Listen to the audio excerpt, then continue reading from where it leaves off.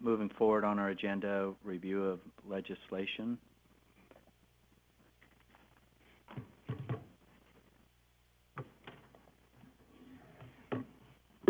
All right, thank you. Board members, Angie Stallings, your Deputy Superintendent.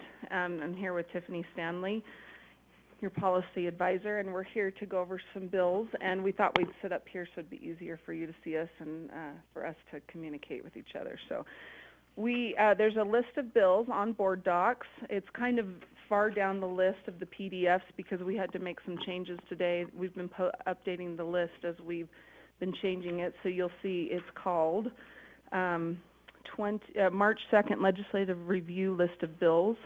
I've also, for your information, updated the 2017 legislative session motions. You can see that's the very first PDF on board docs under item 2.1. So that includes the motions that you all took last week, as well as the inclusion of the two bills that you took positions on. And so that those are there for your information. And so I will start going through the list that we've posted on board docs. But I am happy to stop and talk about any bill that you would like in any order that you would like, because this is your time. So feel free to interrupt me. So if you're going to, any interruptions, let's just turn a light on, and then we'll turn your light on, and then we'll start with that. So it looks like the first, not interruption, but the first, the first is Board Member Lear. Let me turn this on. There you go. I just wanted to get to the ones that we have that are most immediate, that we can have something that we haven't weighed in on, that are more likely to pass. And that may be my opinion. But if you, and so rather than interrupt you, could you just start with, I believe it's SB 78. I'm looking at the old list. Mm-hmm. Second sub, yes. Yes, we can start with that one, and Tiffany's going to summarize that one. Did you have, Board Member Lear, did you have a specific question? Or while they're bringing it up, that you can ask? I can give you my comment before you discuss the bill, but in fact, I don't think my druthers would not be to have a long discussion of the bill, but just to say that I'd like to my comment is, having sat through the discussion, is, number one, I heard Senator Milner say that there was not a grade or the teacher is not going to be, can't fail this pedagogical assessment. It's a rating the teacher, helping the teacher kind of an assessment. And if that's the case, then it seems to me that that's even a stronger case for having APT teachers who are supposed to be ready, rock stars right the day they step in the door, take it and pay for it at the same time that students that are in an approved program would be taking it, and so that they don't have the additional cost. It seems like the wrong group is getting the additional cost. And I know that Senator Milner made a point of saying one test will go away, so it's maybe not quite $300. But I still think that having both groups take it at the same point is a big sticking point for me, because I feel like we've got the wrong group taking it first and required to take it first, and it is a significant cost for teachers in a student teaching program, and especially when there's no consequence, there's no off the island kind of consequence for them. So may I? State who you are and all of that, because Director of Teaching and Learning.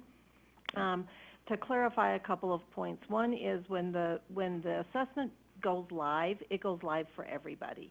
So when she was talking about when it didn't count, she was talking about a pilot year. Yeah. So that year will be used to collect the data. Right. And then when it goes live, it is live for everybody. Because it is a portfolio-based assessment, you have to have students in order to complete the assessment. And since APT and ARL teachers don't have students until they're in the classroom, that's why the timeline is a little different. She has added language to the bill that would allow you to figure out exactly who would have to take it and when. So her most recent substitute puts that flexibility in. So if you think that that should be after 6 months or a year, or if one of the, then that would be up to you. One of the reasons why it's part of the preparation program for people going through a traditional program is because they would benefit then from the support of the teachers that they would have as part of that program. And even though it results in them taking it earlier than an APT or an ARL, it is actually to their advantage because of the support that they would get that way. Yes, and I appreciate, and my one follow-up then. Feel free, one follow-up. Is that good? I appreciate your explanation. That was, and I kind of have heard all that, but my point is still, if these, the APT teachers have students on the first day they're in a classroom, so it's sort of not accurate to say they don't have students. They do have students on the first day they're in that classroom. And I feel like that if now, and I didn't see that in the sub, that now the board has the authority to say all teachers have to take it within 6 days of starting their class or teaching. But I just feel like that the APTA program was promoted in saying that these are people, these are professionals ready to start teaching.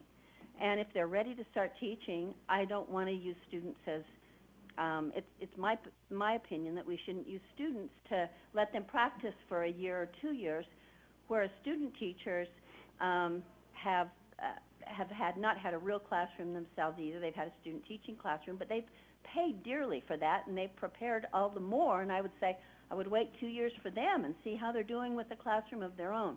But if we now have the authority under board rule, if you're absolutely certain that that's the case, then I think we can hash that out later. And I'm not sure I still believe that this is necessary. And it's also true then that there's not a cutoff date, that a cutoff point, that if they don't score a certain rate, then it's a more of a developmental test than a. No, that is not true. There is a cutoff, and that I think that what she was saying is that cutoff score has not yet been established. And that's because the tool has not yet been chosen. So once the tool would be chosen, then there would be the pilot year, data would be collected, and then there would be a cutoff. And once that score was determined, much like we did with the praxis exams, then from then on, that score would determine whether or not the person had passed the test, which would be a condition of licensure. And I think that's even more important to have it be an equal. We'll go with Superintendent Dixon, please. You're good? Okay. There's a few other people want to comment. Maybe we better stay on Senate Bill 78, but Board Member Hanson, are you wanting to participate on this? But am I on? Oh, there I am. Go ahead. I just wanted, I think Diana answered it, but Senator Milner's been great about coming and talking to the licensing task force about this, and she really is very open to allowing us to put it wherever we think is the best place to put it as a board. So I appreciate her willingness to do that. Okay, thank you. Board Member Rybie? Rybie. Am I saying it? Is it? Yes, you are. But I love you dearly. Let me fix that. I'm going to respell your name. It's German. When two Belgs go walking in German, the second one does the talking, not the first. Okay. I'm getting off the first name, so I'm trying to. So, as a teacher in a school, as I look at my first-year teachers, this seems overwhelmingly burdensome.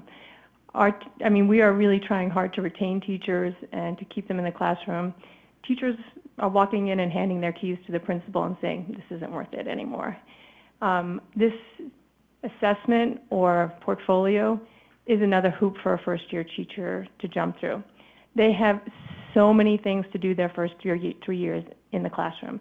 They are being mentored by somebody. They have to meet criteria by every LEA, I think.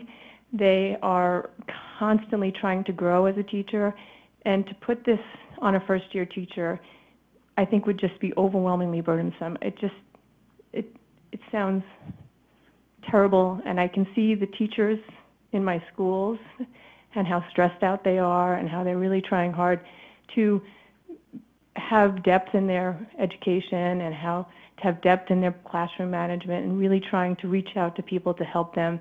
And for you to put this in any part of that first year would stop them from working on their classrooms and start working on just a random assessment. So I would oppose this bill if we were going to vote.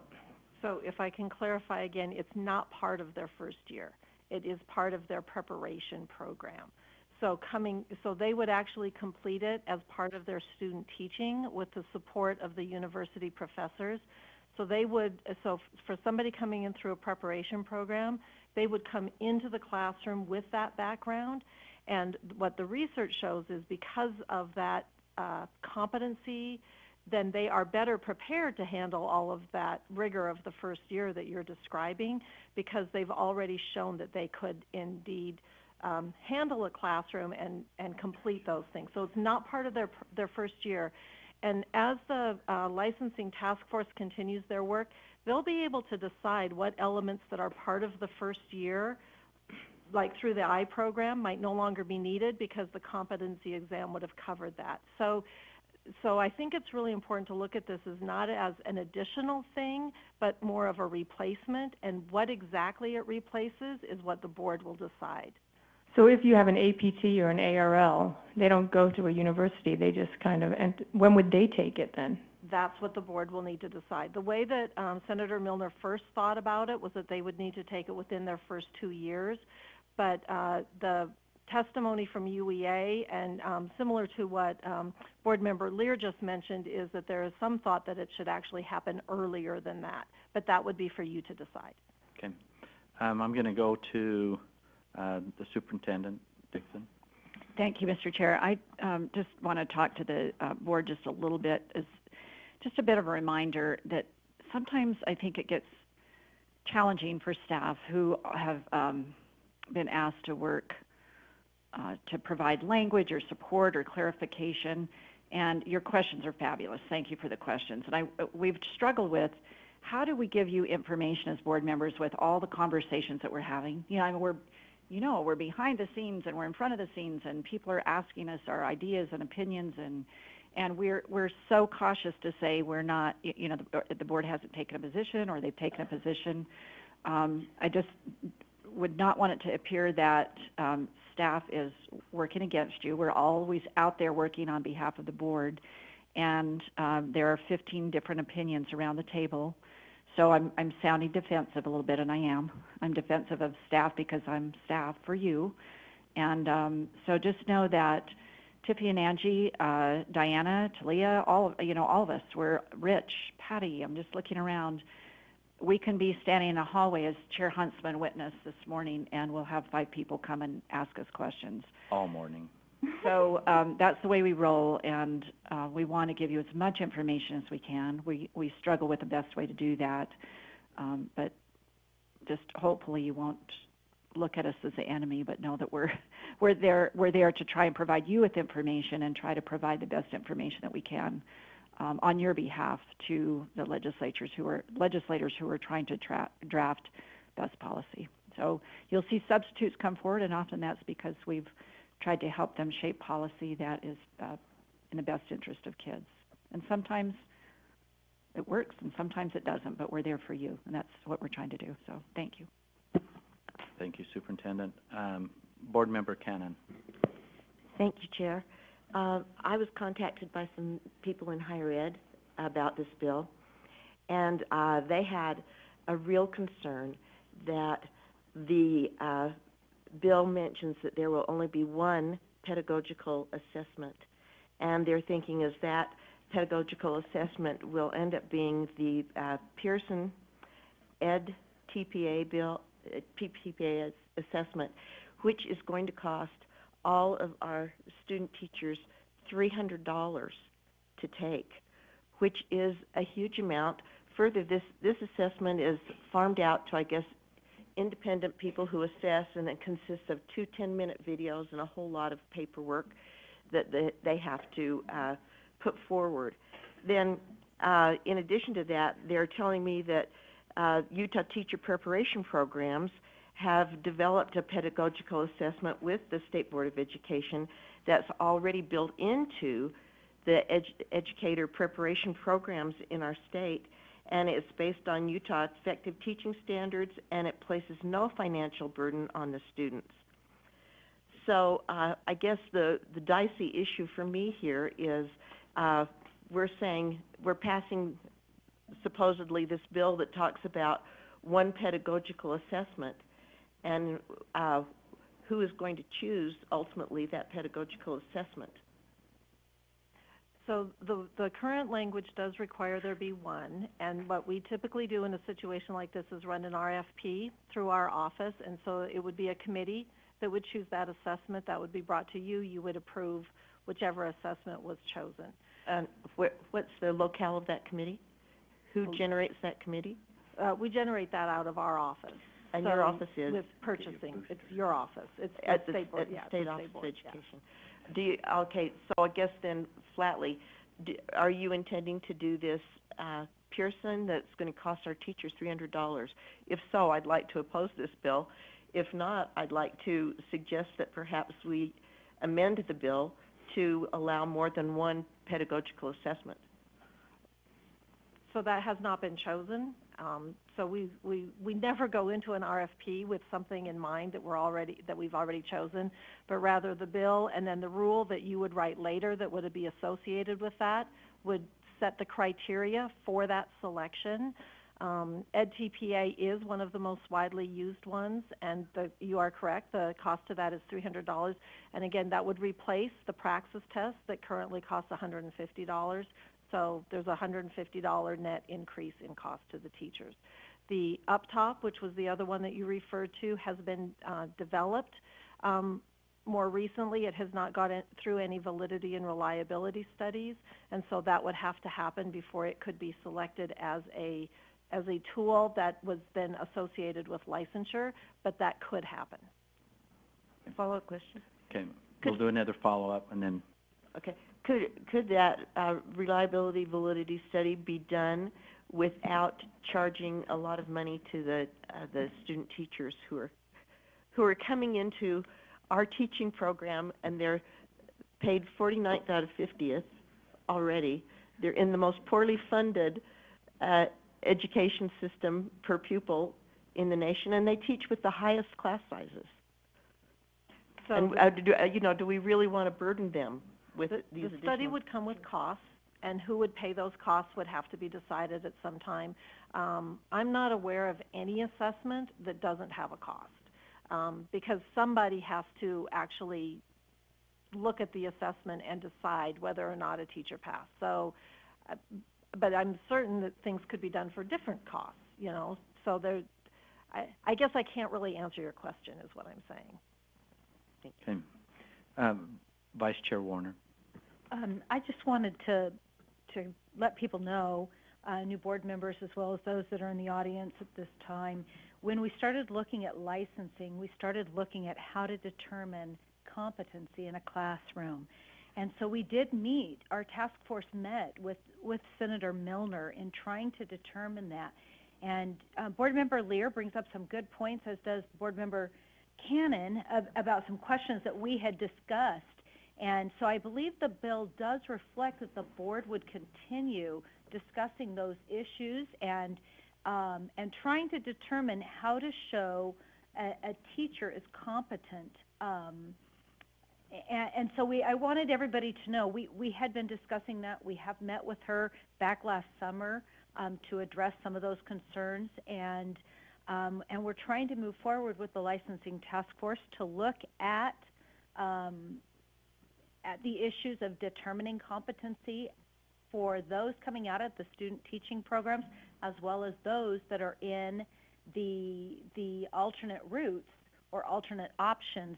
And that's one of the reasons why we broke them down into two separate categories, because a student teacher graduating from an accredited teaching program should be able to pass a competency examination on teaching, whereas, and that's why we're putting them into a fully qualified teacher compared to somebody who may be going through an APT or an ARL or the other number of ways of getting a teaching license.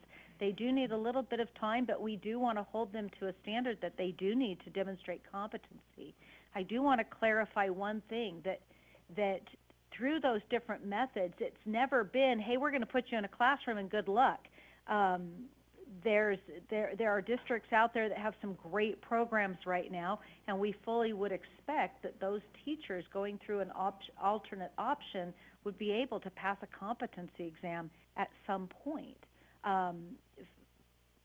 We would need to, as a board, discuss when that point is and what does it look like. And so I just wanted people to know we had been working with Senator Milner on this to try to show competency in the classroom.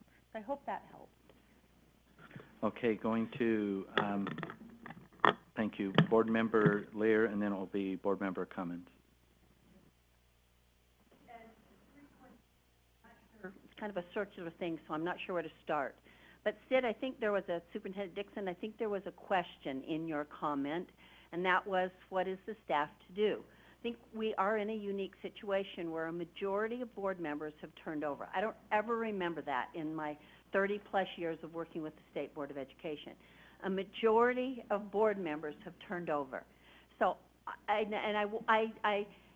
was almost going to say this because I was frustrated in the discussion when Senator Milner made the presentation. It decided not to, but I think it's worth saying on the record in a public meeting. I would have appreciated staff saying, the board has not taken a position on this bill. End of discussion. That's what I would have appreciated. I disagree philosophically. I think you are smart and you're a good friend, but I just feel like the board had not spoken on this bill. And that sort of goes to Terrell's point, which is the licensing task force was made up of people from a different board that the voters turned over. And I think it's important to state that in our comments to legislators and to the public. And we don't have the time or the interest or the energy to redo everything that previous boards have done. But I think when on a few of these heightened interest bills and issues, I think it's really important to say that this board, which is the current Board of Education, has not spoken on this, has not had a discussion on this yet. And that would be my druthers if there was a question in your comments, Sid. Okay. Real quick. My last follow-up is that I'll give you a follow-up after you get some response if you want to say about it. And this is the other thing I wanted to say to Senator Milner, and most people know this. It is not consistent with other professionals. Attorneys do not demonstrate they know how to argue a case before the court, unfortunately, maybe. All you have to do is pass a paper and pencil test, and you are good to go. So I think it's not accurate, and that was said several times in the presentation of the bill, and I would have liked to have corrected that because I think that this is teaching a profession like attorneys and doctors who take paper and pencil tests, or is it a different kind of profession where you do demonstrate things? I don't think that it's fair to put both of those things on a teacher. Okay. I just want to respond to a little bit of your concerns moving forward. And you talk about turnover in board and et cetera. A couple of years ago, the turnover was, if I remember right, we had significant turnover also. And I just want to preface a few kind of statements that I've made in the past and recommendations to the board is you inherit, when you come on to the board, you inherit the past decisions unless you choose, and you can get on an agenda and you can choose a different course, and the opportunity has always been before this board at any time, even the ones that maybe have made not the best decisions in the past, to bring something forward that you didn't like what happened in the past, and it takes some time and it takes resources to do that. But in a leadership position, leadership is very receptive to anything that is of concern to you that you want to reinstate or come up with a different opinion. And so if you have anything like that, I invite you to bring that to my attention and and it's very difficult to deal with one board member's concern at a time, but if it's multiple, they'll take a higher priority over a single concern. And we can adjust our agendas, we can address it.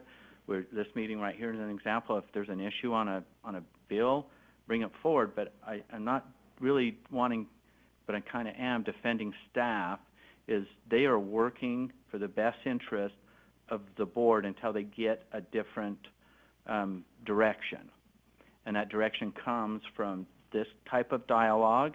It also comes from our strategic plan. And if we don't agree on the strategic plan and we need to tweak it, then let's bring it forward and let's make some adjustments. But from a leadership perspective, I'm not as critical to the existing staff as maybe someone might, some things that have been said in the past and also today, because we haven't given clear direction to alter the course. However, this feedback that they hear from different board members definitely in this type of meeting steers the direction. So I still appreciate it, but I'm still sensitive of bringing back, because every 2 years it's going to be a little different story.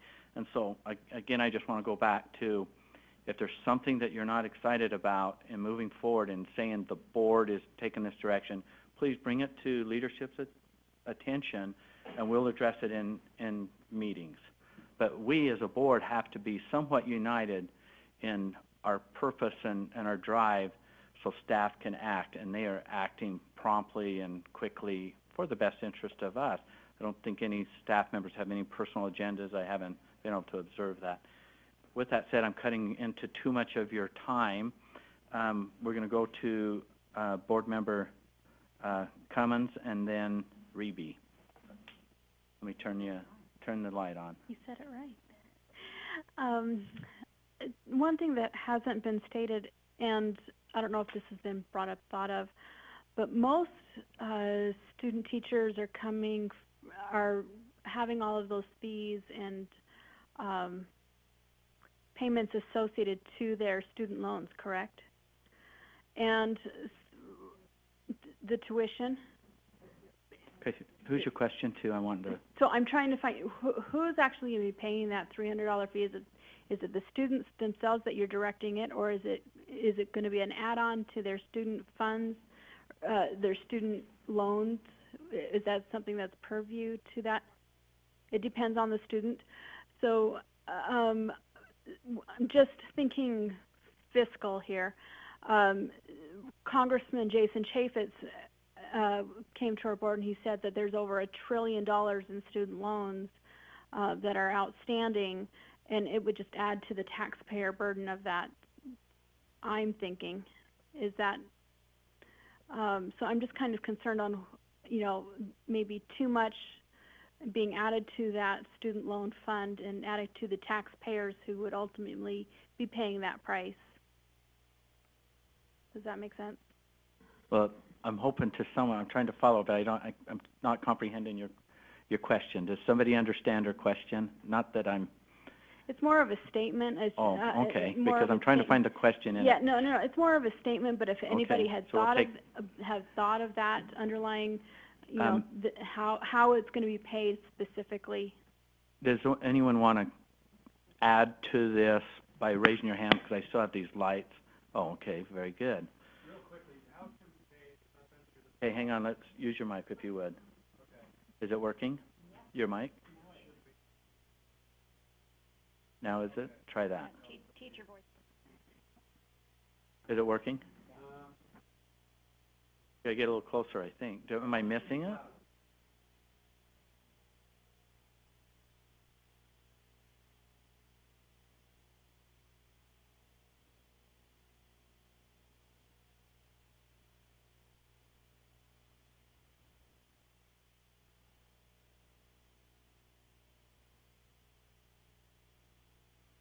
We tell them that they need to do it for licensure. There you go. But it's not affiliated with the university at all. The university just says, hey, you need to go pass this particular test in order to receive the license. And so most of the time that money comes out of your own pocket, or if you're a student and you've borrowed money, you most likely use that money. So but it's not affiliated with the school. Okay, Okay, I let me- was, You bet. That's not what I was implying. I'm just asking if it's going to come from the student loan portion, you know, adding more money to extend that student loan, so I need $300 more to Right. pass this test, and I need the student loan to pay for it. You know, that's just giving more money in, that the taxpayers will have to foot the bill on when we already have over $1 trillion worth Right, I understand of what you're saying. Okay. outstanding student loans that haven't been paid on. Does that make sense? yeah, it makes perfect sense, okay. Okay. Okay. Board Member Reby. Thank you. I really do appreciate all the work you guys have done. I don't want to come across that I don't appreciate all the work you guys do for us. As a teacher, I worked in a classroom, I took a praxis, I did student teaching, I was on probation for 3 years. I have to do relicensure points every year, and I think it's unfortunate that there would be a cutoff point where a person that would like to be a teacher could get one score and not meet the grade. I think that is not a good process. And so I would like to make a motion to oppose this bill as a board. We have a motion to oppose the bill with a second, and it's oppose Senate Bill 78, correct? It's been up for about a half hour, so I'm forgetting which one we're on, but I think it's the only one we started with. So is there any further discussion on this bill? I've got quite a few lights up. I'm going to go with Vice Chair Cummins. Okay. I appreciate the discussion and what's going on. I am going to vote no towards the motion to oppose. Much of this has come about, I think there's a little bit of misunderstanding of the purpose of this. This is not a test that an existing teacher would take. It's a test that says, are you ready to enter a classroom? And so I guess my question is when we have been looking at licensure, we're hoping to get rid of many of those hoops that you described, the licensure points, all of those things that teachers have to go through to maintain licensure. But the question has come up from many sources, and much of it was in regard to the APT option of, well, how do you know that teacher's ready to go into a classroom, right? And so this is one of those options. I'm not sure, I'm not in complete support of this particular assessment or this particular route to doing that, but the idea of how do you know a teacher's ready to go into a classroom? And I think it applies to any route that a teacher takes to get there. How do you know that a teacher is prepared? And so that's the idea behind this idea of competency is, are you ready? And it's not meant to be another hoop. It's not meant to be this test that you'll take when you're already in and now you can't teach more. It's are you ready to be in a classroom and ready to show competency to do so? Okay, next up will be Board Member Lear, I believe. No? Oh. Board Member Gravitt? You said it right. Well, I think gravity, so I... You know what, so that's what I tell my students, gravity. Yeah, it's easy to... I say there's no accent grav. Okay. Just quickly, I spoke with Senator Milner about this bill and my concerns, and the whole point was what we all want, which is to have teachers ready on day one to teach, you know, to make sure they're ready for our kids. The reason I will support Kathleen's motion is because it only does that for some teachers. Again, we are for standards, but we are not for double standards, and I just have an issue with some teachers have to do this, but not if you don't go through student teaching, then we're not measuring if you're ready on day one. So either this bill is to measure that they're ready on day one or it's not. It can't be both. So that's my issue, and that's why I'm supporting to oppose this bill. Thanks. Okay, Board Member Hanson? Yes. So a little bit of background. When we passed APT, I made a motion to start the licensing task force so that we could review all of that. So we're in the middle of that right now. But like Brittany mentioned, part of the problem that we had, or the concerns that people mentioned, was that we didn't know whether people at APT, ARL, even pre-service teachers, if they were ready to be in a classroom.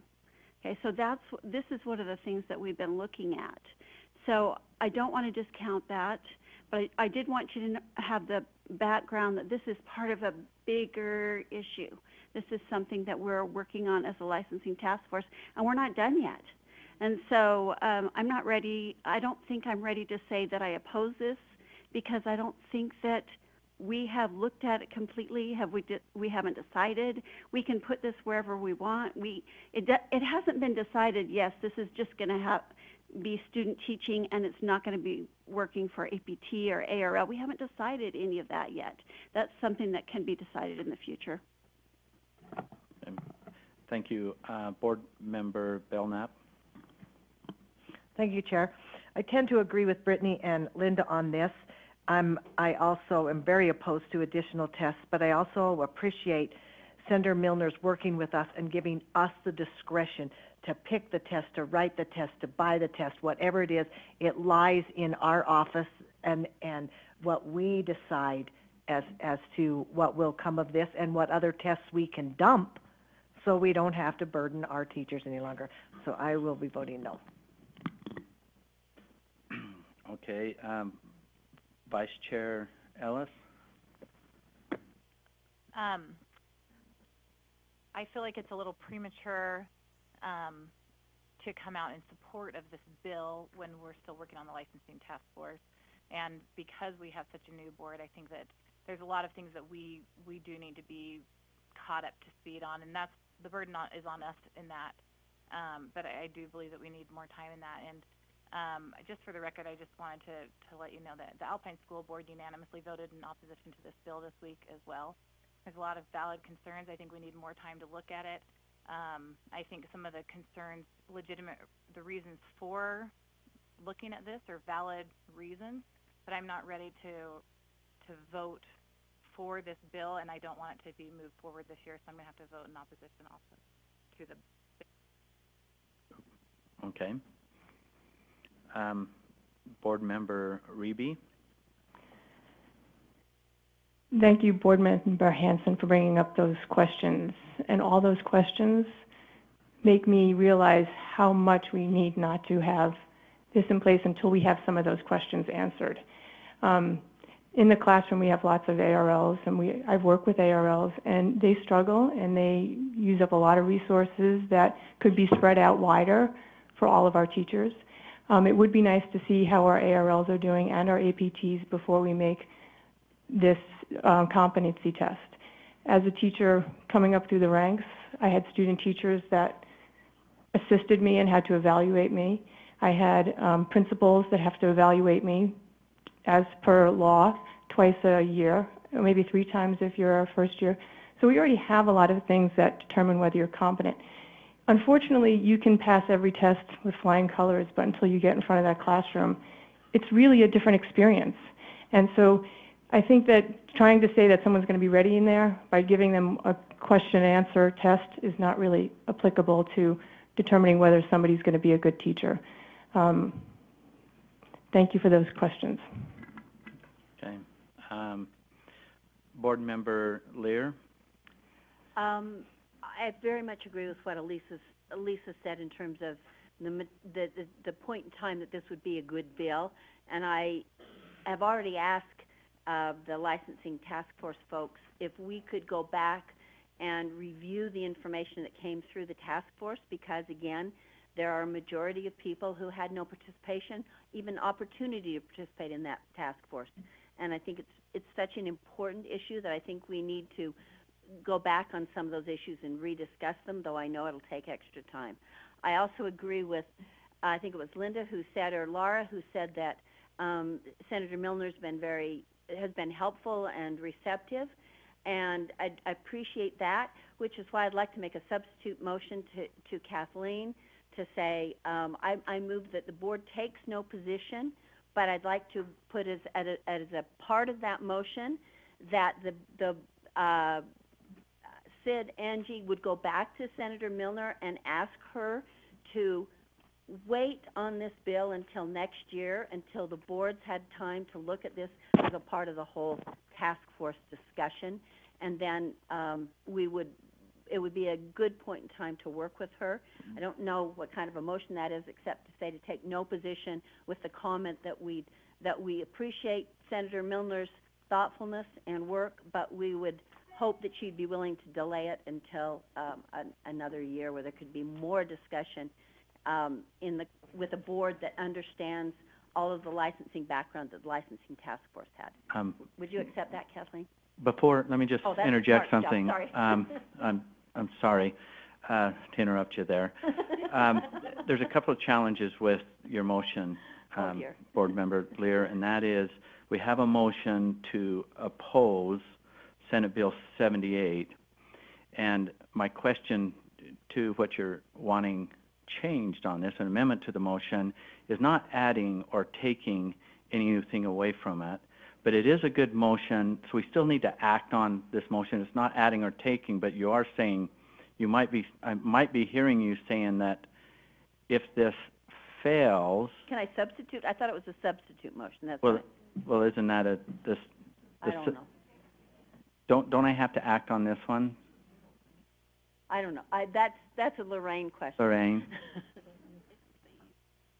It's not an amendment, but it's a substitute. Here, let me turn your light on, and then I can...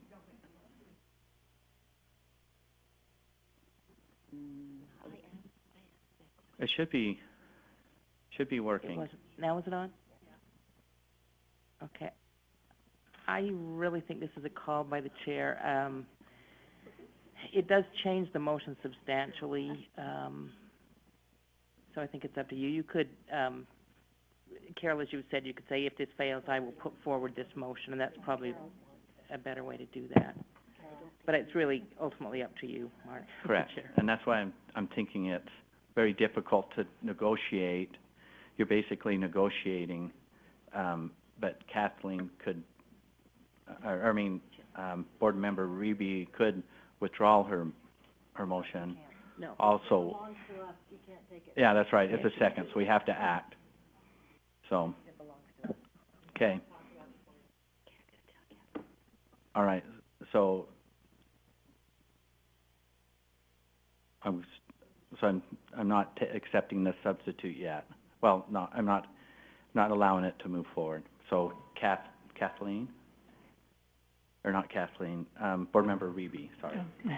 So I can't retract it and make a substitute motion. We have to vote on the motion I made. But you can say now, you're welcome to say, hey, I'm not in favor of this based on that I've heard that something. You can say whatever you would like to that motion, even though you started it. I would like to amend my motion to ask Senator Milner to table her bill. Can I do that? Okay. It's the same thing. So I got nothing to say. Are you okay that we vote on this, or do you want to weigh in on this? Say that I was going to make a similar suggestion Okay. prior to. So where we're at on this, I've got to fix all these lights that won't respond to my touch. There we go. Now it is. Not seeing any other discussion on this. Let's vote on the motion to oppose Senate Bill 78. To oppose. All in favor say aye. For those that are supporting, raise their hands. So we have 3, 4. Okay, those opposed? Hold it, hang on. Okay, here we go. Okay, the motion is to oppose Senate Bill 78. All of those in favor to oppose Senate Bill 78, say aye and raise your hand. Okay, we have 5. We need 8 to move it forward, but those opposed say nay. Nay. So did you have those? I know, but still allows people to weigh in. I don't have to, yeah. Okay, that motion failed. I'm looking for lights if somebody, it seemed like somebody wanted. Oh, okay, okay, we'll go with, Board Member Lear. I'd like to make a motion to, take no position on this bill, but to ask Senator Milner if we could work with her through the licensing task force in the next year, and if she would, that it would be our request to her to not move forward with this bill this year, but that we would like to consider it next year as part of the task force discussion. So we're asking her to not move forward with it. We're taking no position and asking her to not move forward with it this year. And she can do whatever she wants. Okay, so let me just speak to the motion again. By not taking action, you're already implying that you're not taking action. Right, but it's almost to say, to take a motion to say we're either opposing, but you can, the one part. I just want to say, as part of my no position, I think I would like the staff, which they do so well, to communicate with Senator Milner. We want to continue to work with you. This is an idea really worth discussing, but we want to do it in context and in timing that makes more sense to us. So the way that I'm hearing the motion is that your motion is to invite Senator Milner to law and licensing to basically work out these concerns and issues. Yes. To keep it really But in brief. terms of the bill, it's no position. Okay, so the motion is we're not taking any position, and you're inviting Senator Milner to come work with the Board of Education this next year regarding these issues. Thank you, yes. Okay, do we have a second by Vice Chair Ellis, and do you have a comment to that also? Okay. I say that as the bill is written, I do oppose it, but I don't like making formal opposition to the bills as a board. I feel like it handcuffs us. I wish that we weren't taking so many positions on bills. I also want to make it clear that this isn't a motion to support the bill, but I do agree in working with Senator Milner throughout the year and talking about it, and I do think that timing is premature to have a bill written right now when we're still in the process of figuring out what we want to do. Thanks. Okay, we have a motion and a second. I'm not seeing any other lights for discussion. Let's vote on the motion. The motion is to show no support. We're not giving any no support for Senate Bill 78, and invite Senator Milner to come to the board to discuss these issues. Come to the table, excuse me. No position. No position. Oh, sorry, no position, sorry, what did I say? Oh, no position, sorry, let me restate the motion.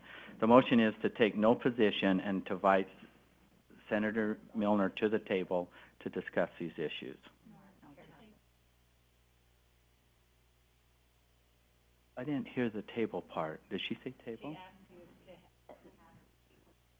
Right, ask her to not move forward. Okay, I didn't write that down. Okay, I'll restate the motion again, because everyone's helping me with this. Is to take no action, table the bill, and invite Senator Milner to the table to discuss these issues. Okay. Nobody's clarifying anything here. So all in favor say aye. Aye. Those opposed? We have two, and myself included, three nays. Did you get that? So how many yeses do we have? 8, then 9. Okay, so motion passes, moves forward. Okay, we are running out of time, and we've been on legislative review of legislation. We've covered one bill. And is there something else that we need to be talking about? Okay. Vice Chair Cummins. I just have a question about HB 397, which sets up a loan for purchasing a home by teachers living in certain areas. And I was just curious because this money is given to the board to do this, and I'm just wondering if we have the infrastructure to make loans and to manage loans, and if there's room in the bill for us to actually outsource that responsibility. I just want to make sure that if this passes, we have the infrastructure that's capable of doing this task. So who's going to speak to her question? Okay. Jamie. I can't find it. I think the light's on. Jamie Barrett, Minimum School Program Coordinator. Yes, Brittany, we have asked for, the superintendency has requested an FTE just because we do not have the expertise at our office to run a loan program. And so that is part of the request for that bill, was to have a loan manager or a loan officer to become on staff to help manage the possible 100 loans that could come through this program. So I know nothing about financial institutions. So I guess my question, though, is usually like a bank that gives a loan also has a board that has financial expertise that's helping to manage those loans. And so I guess my question is would this board basically be responsible for those loans that would go out, and is that really in the best interest of any of that money? And so I'm just curious about, like, where is the best place for these loans to be managed? Excellent question. We checked with the housing. Yeah, we checked with other state agencies that deal with loan programs to see if this is something that we could send their way rather than have it housed at our agency. And we were told that due to the origination and some of the other problems that come with this bill, they would not be able to take that on. And so we got pushback from state finance that it would have to stay probably at our agency.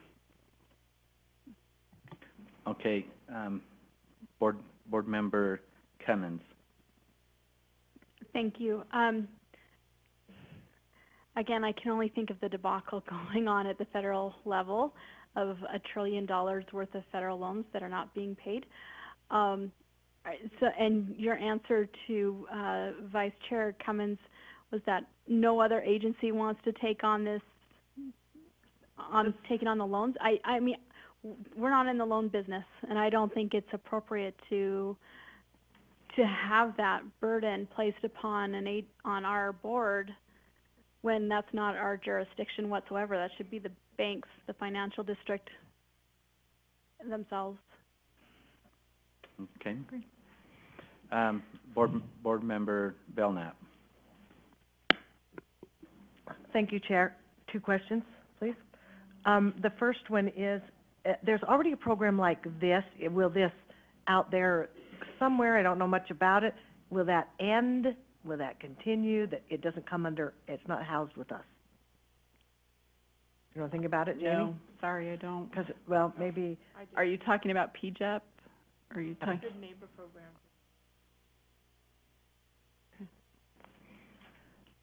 And my second question, has staff taken any time to work with this representative and discuss why this bill is precipitated? Because I would like to make a motion that we do that and talk with the good representative before we take any sort of motion on it. So you have a question, and then we can follow up, if we could, with your motion.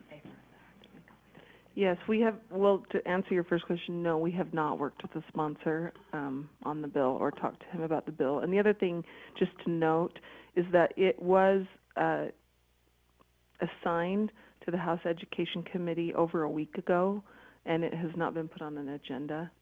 And it has a $1.6 million fiscal note. Okay, so, Chair, I will withdraw my motion since it isn't yours yet. Okay. Thank you. Board member Reby, you had your light on and now it's off. Did I turn it? Okay. I thought maybe I turned you off. So, apologize. Okay, Angie, is there anything that you need to bring before? We're about out of time here, and we need to go to our next segment. We've been kind of covering number 2 and 3, so we're trying to items. So we got to kind of blend the two agenda items together. And sure, I could just tell you a couple of bills that I see moving quickly and that we have been working on. If you want updates on.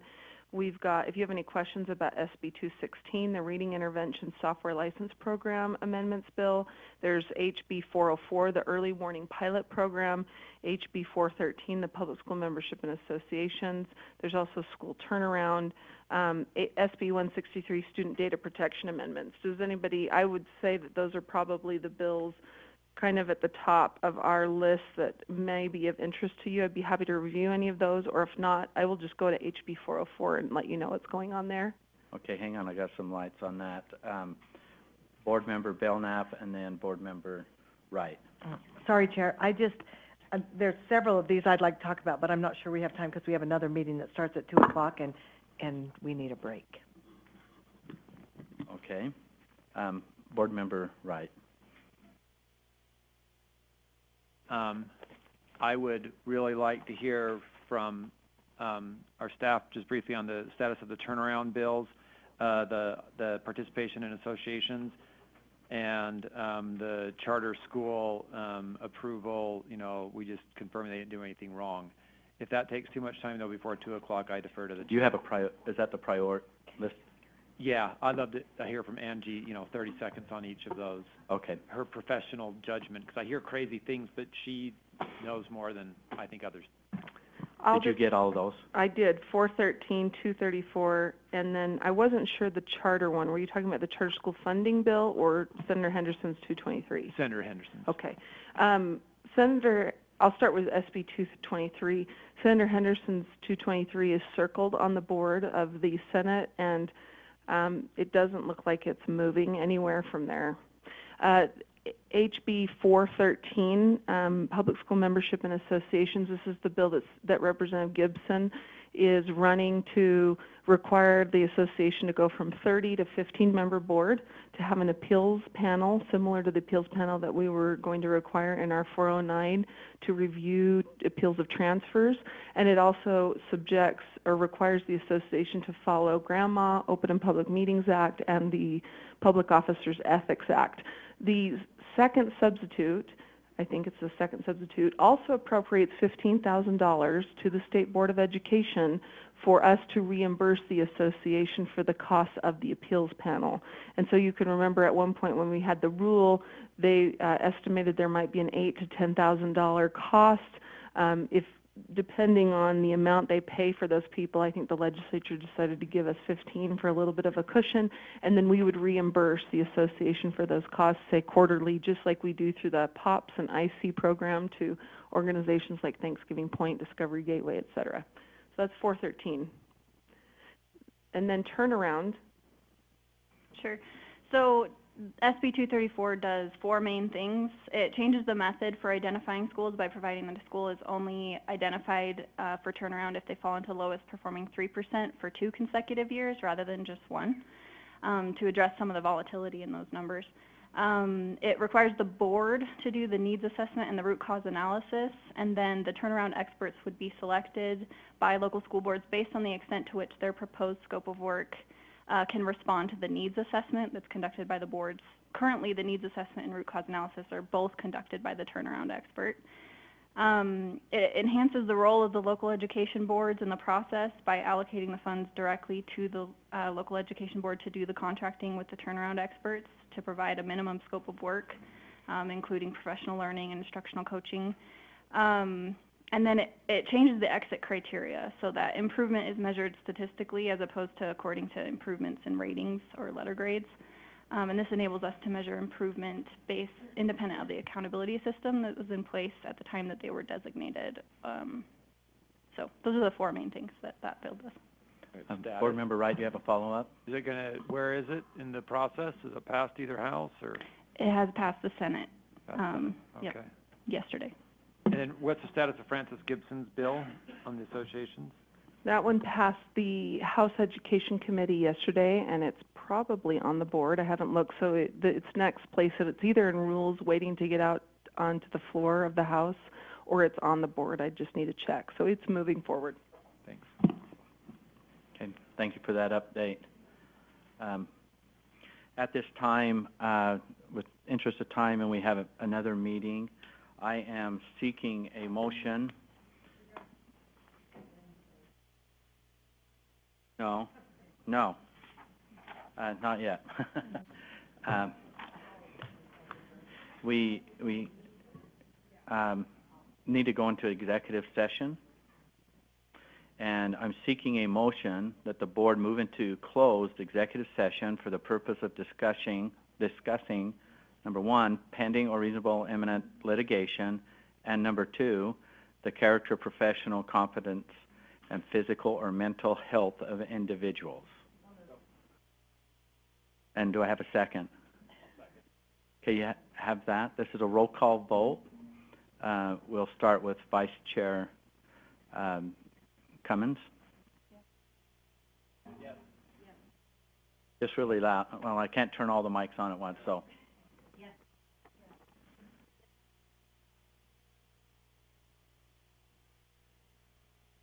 Yes. We are going into executive session. We're meeting into a room right across. Oh, is it downstairs? Oh, I thought it was across from here. The Olmsted room. On the first floor.